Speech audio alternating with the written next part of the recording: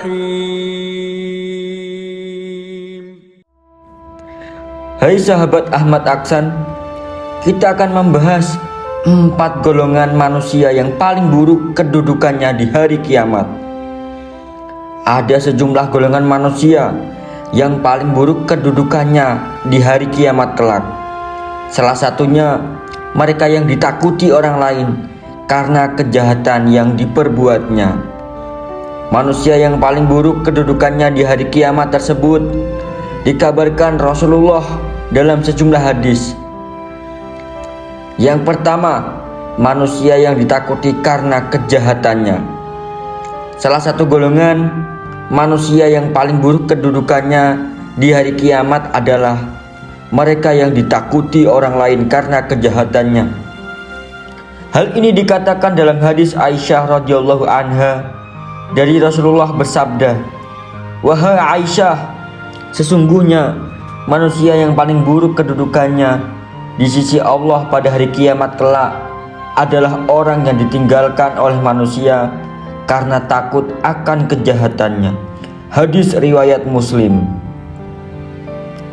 Imam Ghazali dalam Arba'in fil Usuluddin menukil sebuah hadis yang disampaikan Abu Thalib Al-Makki dalam Qut Al-Qulub dan Abdul Razak dalam Al-Musahnah dengan status mauquf pada Sayyidina Umar, bahwa Rasulullah menganjurkan untuk tetap berbaur dengan orang banyak tetapi berpisah dengan hati. Yang nomor 2, orang yang menggadaikan akhiratnya untuk urusan dunia.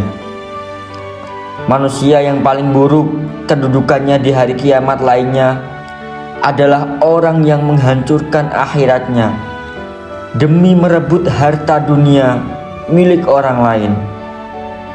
Hal ini bersandar pada hadis yang berasal dari Abu Umamah.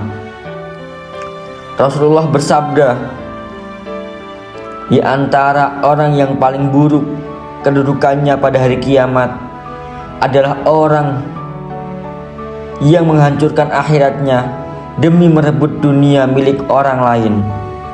Hadis riwayat Ibnu Majah, yang artinya kita menomorduakan akhirat untuk urusan dunia yang hanya semata akan lebur.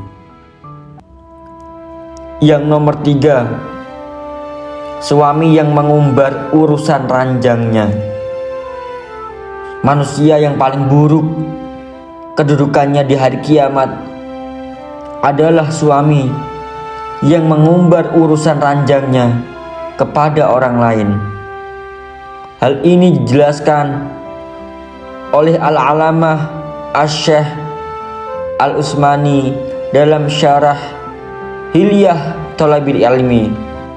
Dikatakan seorang laki-laki yang berhubungan intim dengan istrinya pada malam hari, kemudian pada pagi harinya ia menceritakan apa yang telah diperbuatnya kepada manusia lain, maka dia termasuk orang yang paling buruk kedudukannya di sisi Allah Subhanahu wa Ta'ala pada hari kiamat. Keterangan tersebut bersandar pada sebuah hadis Abi Sa'id Al-Khudri radhiyallahu anhu. Orang yang paling buruk kedudukannya di sisi Allah Subhanahu wa Ta'ala pada hari kiamat adalah seorang laki-laki yang berhubungan dengan istrinya, kemudian ia menyebarkan rahasianya atau apa yang diperbuatnya.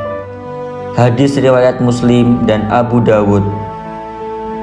Dalam redaksi yang lain, hal ini juga berlaku bagi istri yang memberitahukan rahasia tersebut kepada orang lain hingga tersebar rahasia keduanya.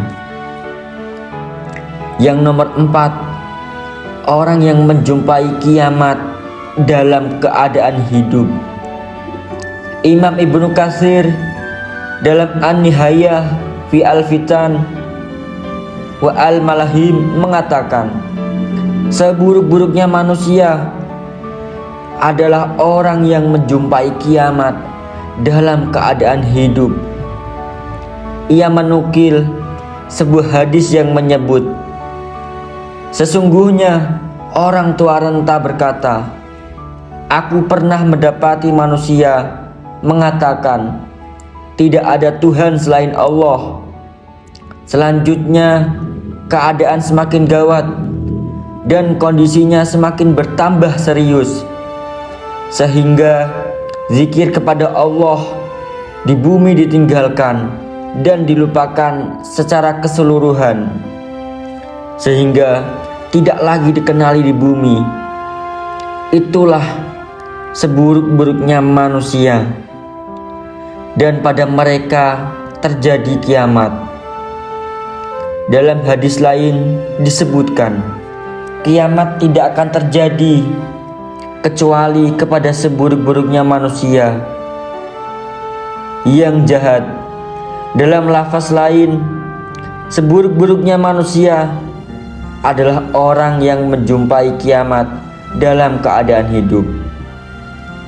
Keterangan bahwa hari kiamat akan terjadi pada seburuk-buruknya manusia turut disebutkan dalam hadis Abdul Aziz bin Suhaib dari Anas, dari Nabi Muhammad bersabda, manusia semakin bertambah kikir, zaman semakin bertambah keras, dan kiamat tidak terjadi kecuali kepada seburuk-buruknya manusia. Hadis riwayat Ibnu Majah dan Abu Ya'la Al-Mausuli. Semoga yang saya sampaikan bisa mendapatkan motivasi untuk sahabat muslim semuanya. Jika ada salah kata, tak lain mohon maaf sebesar-besarnya. Sampai ketemu lagi di video selanjutnya yang akan membahas tentang topik yang lebih bermanfaat, bersejarah untuk memotivasi diri kita sendiri. Wassalamualaikum warahmatullahi wabarakatuh.